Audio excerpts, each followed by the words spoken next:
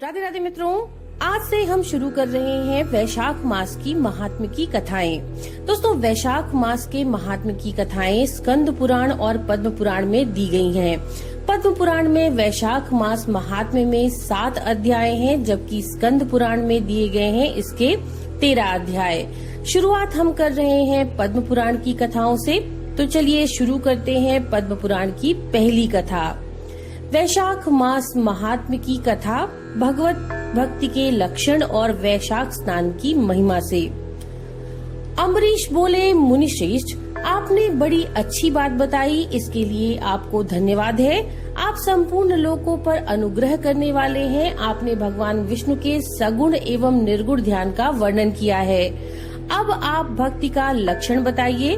साधुओं पर कृपा करने वाले हे महर्षि, मुझे ये समझाइए कि किस मनुष्य को कब, कहाँ, कैसी और किस प्रकार की भक्ति करनी चाहिए। सूची कहते हैं, राजाओं में श्रेष्ठ महाराज अम्बरीश के ये वचन सुनकर के देवर्षि नारद को बहुत प्रसन्नता हुई।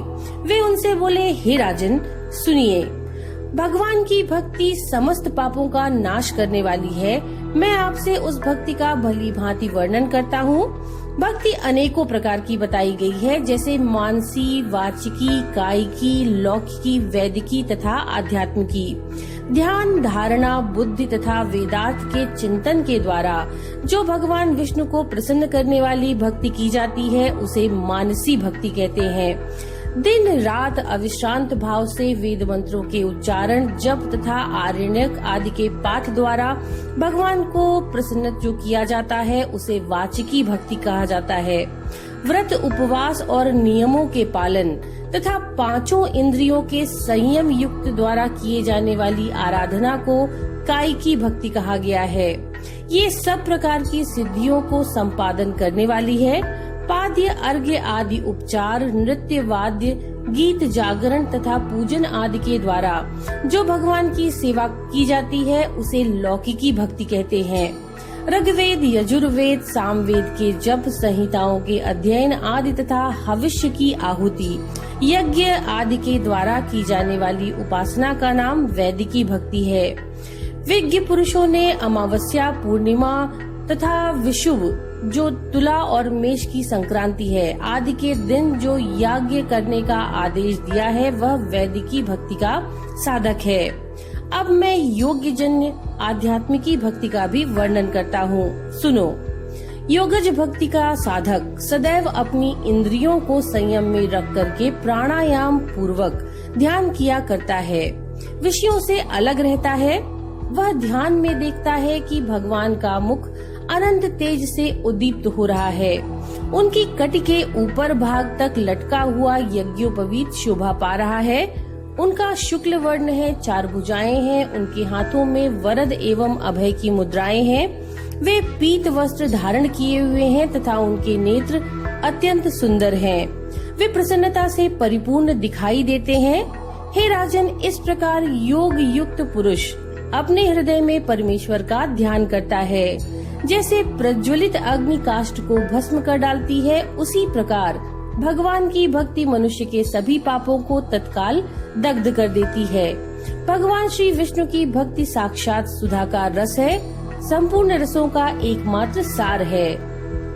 इस पृथ्वी पर मनुष्य जब तक उस भक्ति का श्रवण नहीं करता, उसका आश्रय नहीं लेता, तभी तक उसे सैकड़ों बार जन्म, मृत्यु और जरा के आघात से होने वाले नाना प्रकार के दैहिक दुख प्राप्त होते हैं। यदि महान प्रभावशाली भगवान अनंत का कीर्तन और स्मरण किया जाए, तो वे समस्त पापों का नाश कर देते हैं। ठीक उसी तरह जैसे वायु मेघ का तथा सूर्यदेव अंधकार का विनाश कर देते हैं।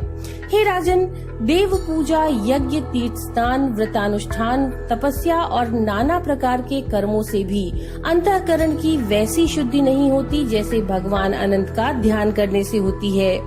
नरनाथ, जिनमें पवित्र यश वाले तथा अपने भक्तों को भक्ति प्रदान करने वाले विशुद्ध स्वरूप भगवान विष्णु का कीर्तन होता है, वे ही कथाएं शुद्ध होती हैं तथा वे ही यथार्थ, वे ही लाभ पहुँचाने वाली हैं और वे ही हरि भक्ति को कहने सुनने योग्य होती हैं। भूमंडल के राज्य का भार संभालने वाले धीर चित्त महाराज अम्बरीश, तुम धन्य हो। क्योंकि तुम्हारा हृदय पुरुषोत्तम के ध्यान में एक तान हो रहा है तथा सौभाग्य लक्ष्मी से सुशोभित होने वाली तुम्हारी नैष्ठिक बुद्धि श्री कृष्णचंद्र जी की पुण्यमयी लीलाओं के श्रवण में प्रवृत्त हो रही है। भूपते, भक्तों को वरदान देने वाले अविनाशी भगवान श्री विष्णु जी की भक्ति पूर्वक आराधना किए बिना अहंकार वश अपने को ही बड़ा मानने वाले पुरुष का कल्याण भला कैसे होगा। भगवान माया के जन्मदाता हैं, उन पर माया का प्रभाव नहीं पड़ता। साधु पुरुष उन्हें भक्ति के द्वारा ही प्राप्त करते हैं, इस बात को तुम भी जानते हो। राजन, धर्म का कोई भी तत्व ऐसा नहीं है जो तुम्हें ज्ञात ना हो। फिर भी जिनके चरण ही तीर्थ है, उन भगवान की चर्चा का प्रसंग उठाकर जो तुम उनकी सरस कथा को मुझसे विस्तार के साथ पूछ रहे हो, उसमें यही कारण है कि तुम वैष्णवों का गौरव बढ़ाना चाहते हो, मुझ जैसे लोगों को आदर दे रहे हो। साधु संत जो एक दूसरे से मिलने पर अधिक श्रद्धा के साथ भगवान अनंत के कल्याण में गुणों का कीर्तन और श्रवण करते हैं, इससे बढ़कर परम संतोष की बात तथा समुचित पुण्य मुझे और किसी कार्य में दिखाई नहीं देता। ब्राह्मण, गौ, सत्य, श्रद्धा, यज्ञ, तपस्या, श्रुति, स्मृति, दया, दीक्षा और संतोष, ये सब श्री हरि के स्वरूप हैं। सूर्य, चंद्रमा, वायु, पृथ्वी, जल, आकाश, दिशाएं, ब्रह्मा, विष्णु, रुद्र तथा संपूर्ण प्राणी उस परमेश्वर के ही स्वरूप हैं।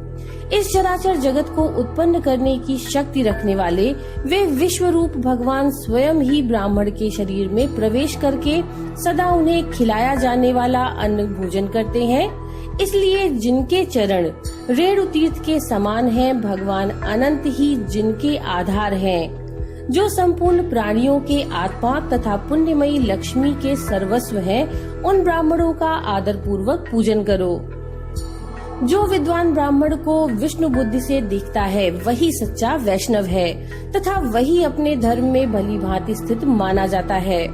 तुमने भक्ति के लक्षण सुनने के लिए प्रार्थना की थी, सो सब मैंने तुम्हें सुना दिया। अब गंगा स्नान करने के लिए जा रहा हूँ। यह वैशाख का महीना उपस्थित है, जो भगवान लक्ष्मीपति को अत्यंत प्रिय है। इसकी भी आज शुक्ला सप्तमी है। इसमें गंगा स्नान अत्यंत दुर्लभ है। पूर्व काल में राजा जन्यु ने वैशाख शुक्ल सप्तमी को क्रोध में आकर के गंगा जी को पी लिया था और फिर अपने दाहिने कान के छिद्र से उन्हें बाहर निकाला था। अतः जन्यु की कन्या होने के कारण गंगा जी को जानवी भी कहते हैं। इस तिथि को स्नान करके जो आकाश की मेखला भूत गंगा देवी का उत्तम विधान के साथ पूजन करता है, वह मनुष्य धन्य एवं पुण्यात्मा है। जो वैशाख शुक्ल सप्तमी को विधि पूर्वक गंगा में देवताओं और पितरों का तर्पण करते हैं, उसे गंगा देवी कृपा दृष्टि से देखती हैं तथा वह स्नान के पश्चात सब पापों से मुक्त हो जाता है। वैशाख के समान कोई मास नहीं है तथा गंगा के समान कोई दूसरी नदी नहीं है। इन दोनों का संयोग दुर्लभ है। भगवान की भक्ति से ही ऐसा सुयोग प्राप्त होता है। गंगा जी का प्रादुर्भाव भगवान विष्णु जी के चरणों से हुआ। वे ब्रह्मलोक से आकर के भगवान शिव के जटाजूट में निवास करती हैं। गंगा समस्त दुखों का नाश करने वाली है। वे अपने तीनों स्रोतों से निरंतर प्रवाहित होकर तीनों लोकों को पवित्र करती रहती हैं। उन्हें स्वर्ग पर चढ़ने के लिए सीढ़ी माना गया है। वे सदा आनंद देने वाली, नाना प्रकार के पापों को हरने वाली, संकट से तारने वाली, भक्तजनों के अंतःकरण में दिव्य प्रकाश फैलाने की लीला से सुशोभित होने वाली, सगर के पुत्रों को मोक्ष देने वाली, धर्म मार्ग में लगाने वाली तथा 3 मार्गों से प्रवाहित होने वाली हैं। गंगा देवी तीनों लोकों की श्रृंगार हैं। वे अपने दर्शन, स्पर्श, स्नान, कीर्तन, ध्यान और सेवन से हजारों पवित्र तथा अपवित्र पुरुषों को पावन बनाती रहती हैं। जो लोग दूर रहकर भी तीनों समय गंगा गंगा गंगा इस प्रकार उच्चारण करते हैं, उनके तीनों जन्मों का पाप गंगा जी नष्ट कर देती हैं। जो मनुष्य 1000 योजन दूर से भी गंगा जी का स्मरण करते हैं, वे पापी होने पर भी उत्तम गति को प्राप्त होते हैं। हे राजन, वैशाख शुक्ल सप्तमी को गंगा जी का दर्शन विशेष दुर्लभ है। भगवान श्री विष्णु और ब्राह्मणों की कृपा से ही उस दिन उनकी प्राप्ति होती है।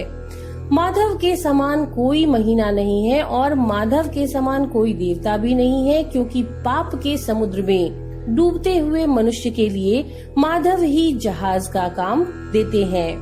माधव मास में जो भक्ति पूर्वक दान, जप, हवन, स्नान आदि शुभ कर्म किए जाते हैं, उनका पुण्य अक्षय तथा 100 करोड़ गुना अधिक होता है।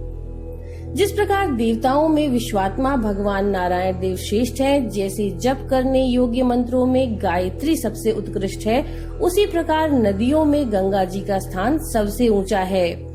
जैसे संपूर्ण स्त्रियों में पार्वती, तपने वालों में सूर्य, लाभों में आरोग्य लाभ, मनुष्यों में ब्राह्मण, पुण्यों में परोपकार, विद्याओं में वेद, मंत्रों में प्रणव, ध्यानों में आत्मचिंतन, तपस्याओं में सत्य और स्वधर्म पालन, शुद्धियों में आत्मशुद्धि, दानों में अभय दान तथा गुणों में लोभ का त्याग ही सबसे प्रधान माना गया है।